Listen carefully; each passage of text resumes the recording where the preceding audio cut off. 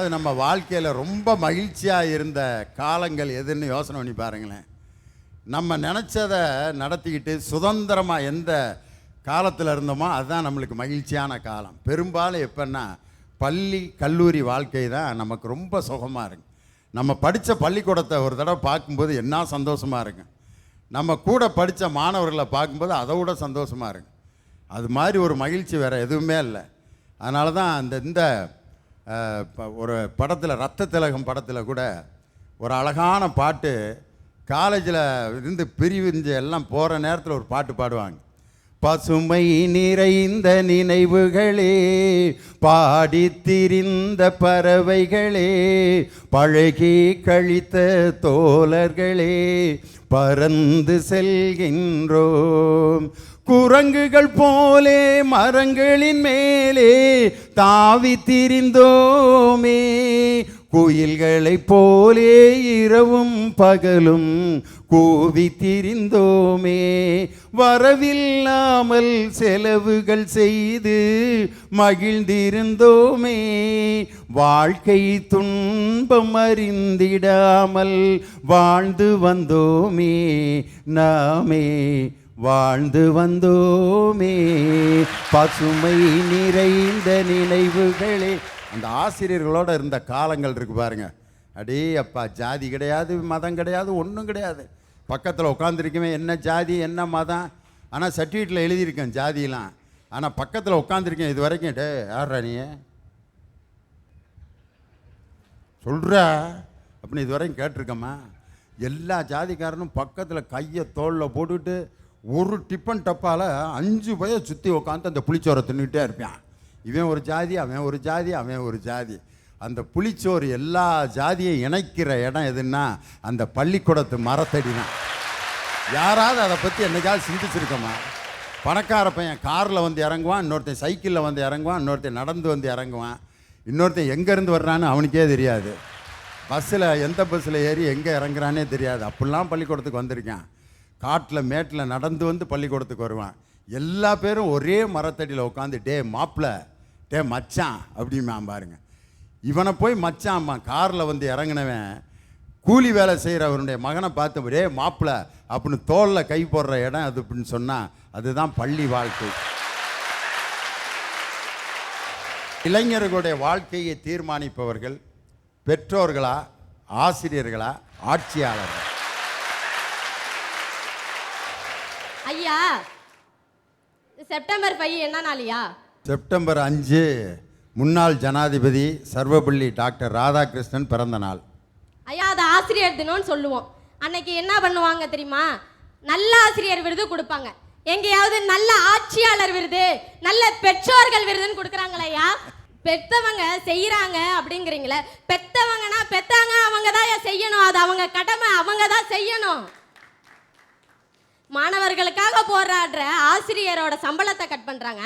ஆனா நாங்க கொடுக்குற சம்பளத்தை வாங்கிக்கிட்டு இந்த ஆட்சியாளர்கள் வேலை பார்க்காம பெங்களூரு பாண்டிச்சேரின்னு போய் சொகுசு பங்களால ரெஸ்ட் எடுக்கிறாங்க. 1,05,000 ரூபா இப்போ சம்பளம் இன்க்ரீஸ் பண்ணியிருக்காங்க. வாங்கிக்கிட்டு எல்லாம் அங்கே போய் ஆளுமா டோல்லுமா ஐசால கடிமா அல்லம்மா, பேச்சு கல் சின்ன பேச்சு விட்டா சால்லுமா, அரைக்கல் பட்டிக்கல் ஐசால கடி பட்டிக்கல். எங்கே 1,05,000 ரூபா சம்பளம் வாங்கிக்கிட்டு கூவத்தூர்லேயும் பெங்களூர்லேயும் போய் டான்ஸ் ஆடிக்கிட்டு இருக்குதுங்க. அவங்களோட போராட்டமே இங்கே பெரிய போராட்டமாக இருக்கு. இதில் எங்கள் வளர்ச்சிக்கு எப்படி அவங்க தீர்மானிப்பாங்க? கல்வி கற்கும் மாணவரை கனவு காண சொன்னார் ஐயா அப்துல் கலாம் அவர்கள். கனவு காண மாணவர்களை தூக்கில் அவங்க சொல்கிறாங்க இன்றைய அரசியல்வாதிகளும் அரசாங்கமும். அதான் ஏன் நம்ம அனிதா போன வருஷம் 3 மாணவர்கள் தான் சிபிஎஸ்சிலேருந்து போயிருக்காங்க. ஆனால் நீட் எக்ஸாம்னால 1130 மாணவர்கள் சிபிஎஸ்சிலேருந்து போயிருக்காங்க. ஆனால் இதெல்லாம் அரசியல்வாதிகளும் அரசாங்கமும் எங்கேயா கேட்குறாங்க? சிபிஎஸ்சியில் படிக்கிற மாணவர்கள் தான் டாக்டர் சீட்டுக்கும் செட்டஸ்கோப்புக்கும் ஆசைப்படணும்னா நான் கவர்மெண்ட் ஸ்கூலில் தான் படித்தேன். என்ன மாதிரி கவர்மெண்ட் ஸ்கூலில் படிக்கிற பிள்ளைங்களோட நிலைமை என்னையா ஆகுறது? காசு கொடுத்தாதான் கல்வினா அப்புறம் எதுக்கையா அந்த அரசாங்கமும் அரசியல்வாதிகளும்? கருணை இருந்தால் வள்ளலாகலாம், கடமை இருந்தால் வீரனாகலாம், பொறுமை இருந்தால் மனிதனாகலாம், இவை 3ம் இருந்தால் தலைவனாகலாம். ஆனா இப்ப எந்த தலைவருக்கு கடமை, கருணை, பொறுமை எல்லாம் இருக்கு? அருமையான பாட்டுமா நீ பாடினது. பெற்றால் தான் பிள்ளையால் கவிஞர் வாலி எழுதி எம்ஜிஆர் பாடியிருப்பார். நல்ல நல்ல பிள்ளைகளை நம்பி இந்த நாடே இருக்குது தம்பி, சின்னஞ்சிறு கைகளை நம்பி ஒரு சரித்திரம் இருக்குது தம்பி. அதில் என்ன ஒரு சோதனை வந்துச்சு தெரியுமா? அந்த பாட்டில் லாஸ்டில் ஒரு 4 வரி வரும். கவிதைகள் வழங்கு பாரதியை போல் அப்படின்னு வரும். அடுத்த வரி கருணையில் விளங்கு வள்ளலாரை போல், மேடையில் முழங்கு அறிஞர் அண்ணா போல் அப்படின்னு எழுதுனது. ஆனால் அண்ணாங்கிற அரசியல் தலைவரை சினிமாவில் அவர் பேரை உச்சரிக்கக்கூடாது அப்படின்னு சென்சாரில் தடை பண்ணி அண்ணாங்கிற பேரை அடிச்சுட்டு திருவிக்கா அப்படின்னு எழுதி எம்ஜிஆர் பாடுறப்ப திருவிக்கான்ட்டு பாட்டில் வரேன்.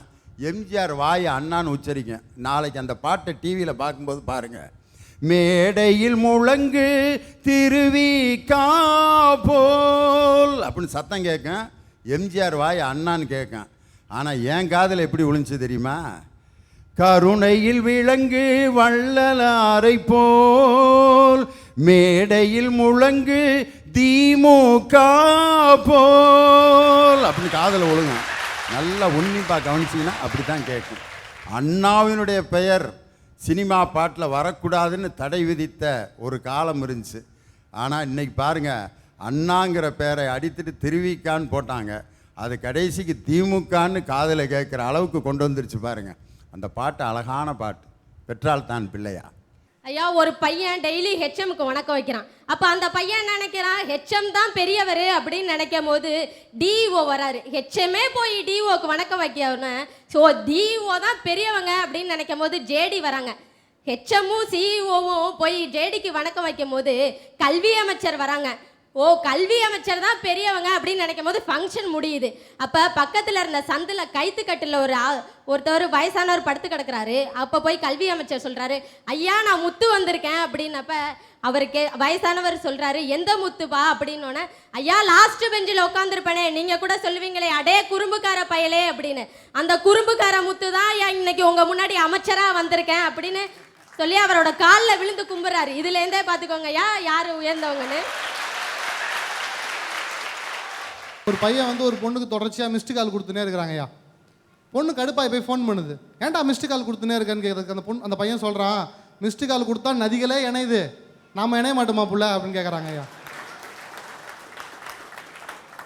இதேமாரி இன்னொருத்தன் எங்கேருந்து சேலத்துலேருந்து ஃபோன் போகுது. ஹலோ காஜல் அகர்வாலுங்களா, உனக்கு ரேஷன் கார்டு வந்திருக்குமா, மறக்காமல் வந்து வாங்கிட்டு போமா. இதில் என்ன விசேஷம்னு பார்த்தீங்க அப்படின்னா, காஜல் அகர்வாலுக்கு ஸ்மார்ட் கார்டு போட்டு கொடுக்குற நிலமை. சரோஜான்ற ஒரு பேரில் காஜல் அகர்வால்ன்ற ஒரு நடிகையோட புகைப்படம் இருக்குங்க ஐயா. இந்திய குடியுரிமை பாதுகாப்புத்துறை படி ஒரு குடும்பத்துடைய அடையாள அட்டையை வந்து மாற்றி கொடுத்துருக்குறாங்க. இதுக்கெல்லாம் காரணம் யார்? ஒரு நல்ல ஆட்சியாளர் இல்லாததான காரணம். பாரதி, என் பாட்டன் பாரதி சொல்லுவான், காவிரி தென்மண் கங்கை நதி புறத்து கோதுமை பண்டம், காவிரி வெற்றிலைக்கு மாறுகொள்ளுன்னு சொல்லுவான். ஐயா இன்னைக்கு கங்கை நதி இருக்கு, கோதுமையும் இருக்கு, வெத்தலையும் இருக்கு, ஆனால் காவிரியை காணமேங்க ஐயா. காவிரி பயணம் ஓடத்தில் அல்ல ஒட்டகத்தில்னு சொல்லிருக்கிறான் ஒரு கவிஞன். இன்னைக்கு அந்த நிலைமையில தானே இருக்கு காவிரி நதிநீர் மன்றம்.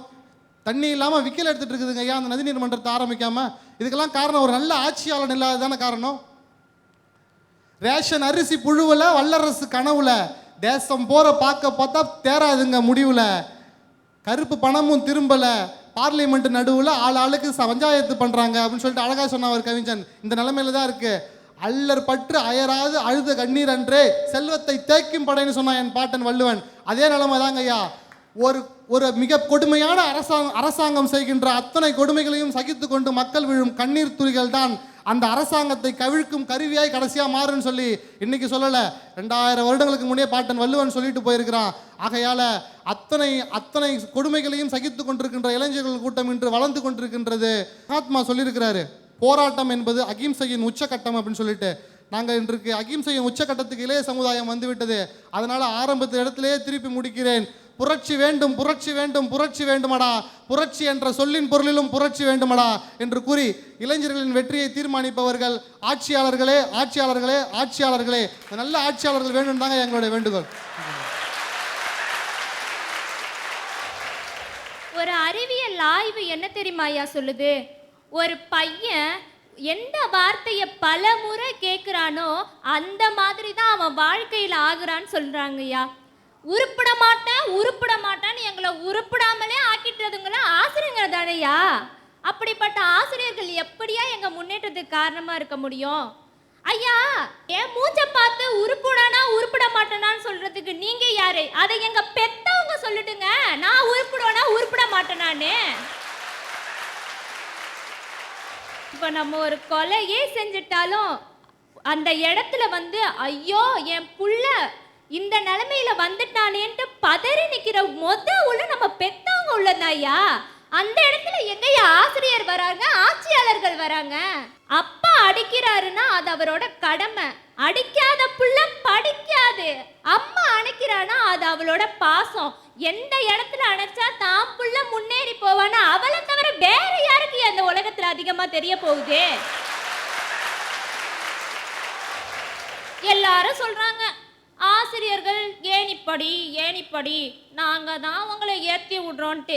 யா, நான் சொல்றேன் யா, அந்த ஏணிப்படியில கூட நான் கீழே விழாம நடக்கிறதுக்கு எனக்கு பாதுகாப்பா வர்றது, என்னை தாங்கி பிடிக்கிறது என்னோட பெத்தவங்க தாயா. அந்த ஏணிப்படி உச்சியில தன்னோட பிள்ளைய ஏத்தி விட்டுட்டு அந்த பெத்தவங்க கீழேந்து தன்னோட பிள்ளைங்களை பார்ப்பாங்க ஐயா. என் பிள்ளை எந்த உயரத்துல நிக்கிறான்னுட்டு அந்த இடத்துல அவங்க படுற பெருமை இந்த ஆசிரியர்களுக்கு வருமா, இந்த ஆட்சியாளர்களுக்கு தான் வருமாயா? எங்க அப்பா என்ன ஸ்கூலுக்கு அனுப்புறாங்க அப்படின்னா நீ தான் முதல்ல படிக்கணும், ஃபர்ஸ்ட் மார்க் வரணும், ஃபர்ஸ்ட் மார்க் நீ தாமா வரணும் அப்படிலாம் சொல்லி என்ன எங்க அப்பா அனுப்பலையா. அங்க 50 விதமான மாணவர்கள்கிட்டையும் 50 விதமான மைண்ட் செட் இருக்கும். அந்த 50 விதமான மைண்ட் செட்லையும் தான் புள்ள எப்படி சர்வே பண்ணி இந்த வாழ்க்கையில வாழணுங்கிறத கத்துக்கிறதுக்காக தான் எங்க பெத்தவங்க என்ன ஸ்கூலுக்கு அனுப்பி வைக்கிறாங்க. ஒரு பையன் டாக்டர் ஆகணும்னு ஆசைப்பட்டு படிக்கிறான். அவனோட ஃபைனல் இயரும் வந்துட்டான்யா. இறுதி ஆண்டுல அவனால ஃபீஸ் கட்ட முடியல. உடனே அவங்க ஆசிரியர்கிட்ட போய் சொல்றான், ஐயா கொஞ்சம் கால அவகாசம் கொடுங்க, நான் கட்டிடுறேன்னு சொல்றப்ப அந்த இடத்துல அந்த ஆசிரியர் என்ன தெரியுமா ஐயா சொன்னாரு? தம்பி, உன்னை நான் காப்பாத்தினா என் சீட்டை கிழிச்சிடுவாங்கப்பா அப்படின்னு சொன்னாருயா. அந்த இடத்துல ஒரு தாய் தன்னோட 2 கிட்னியையும் வித்து அந்த பையனை டாக்டருக்கு படிக்க வச்சாங்க ஐயா.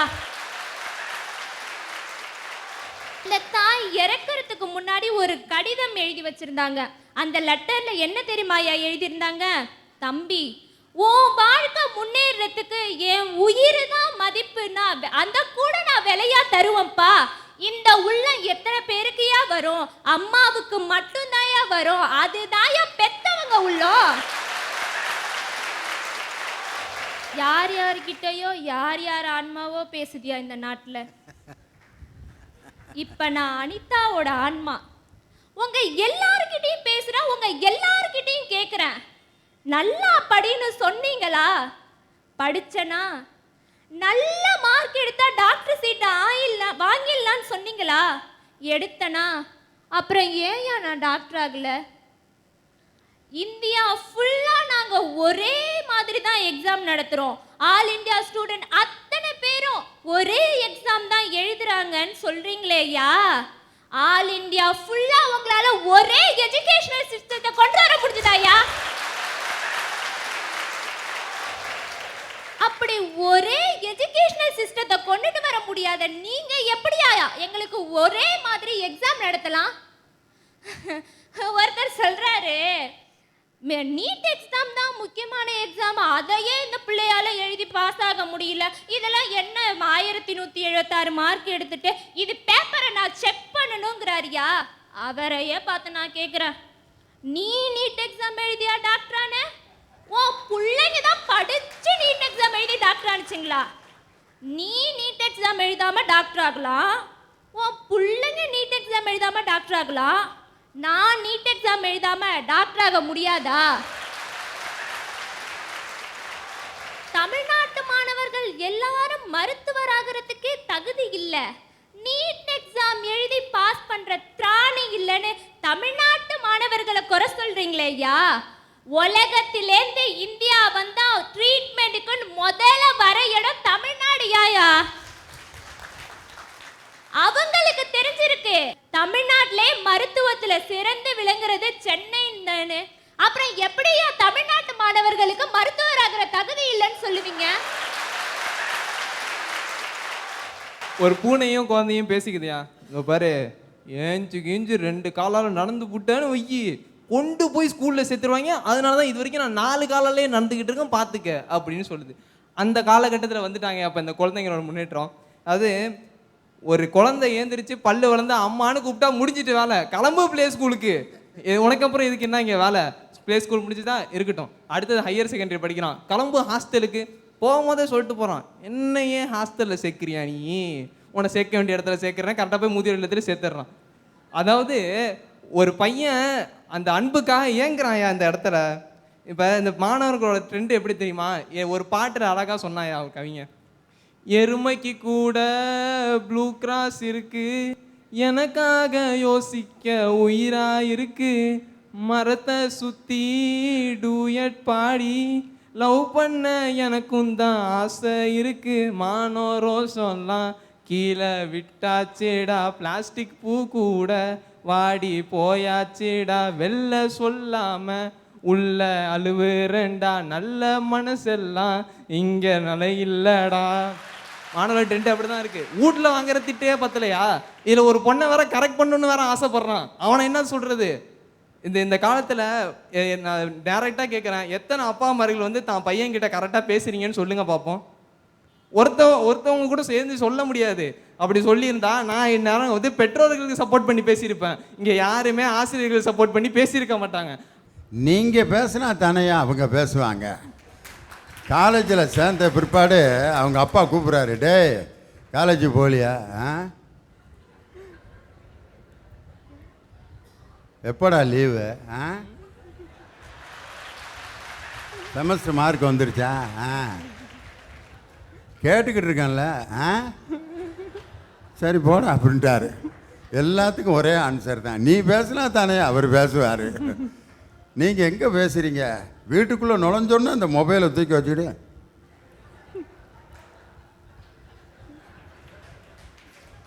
டே சதீஷ், முடிச்சுக்கிறேன். டே சதீஷ், சதீஷ் போடா படுத்துட்டாரு. நீ பேசினா தானே அவங்க பேசுவாங்க, பெற்றவங்க பேச மாட்டேங்கிறாங்கன்ட்டு ஒரு பெற்றவன்ட்டே பேசுறிய. ஐயா நான் ஒரு இன்ஜினியரியா, இன்ஜினியரிங்னா என்னன்னு தெரியுமா உங்களுக்கு?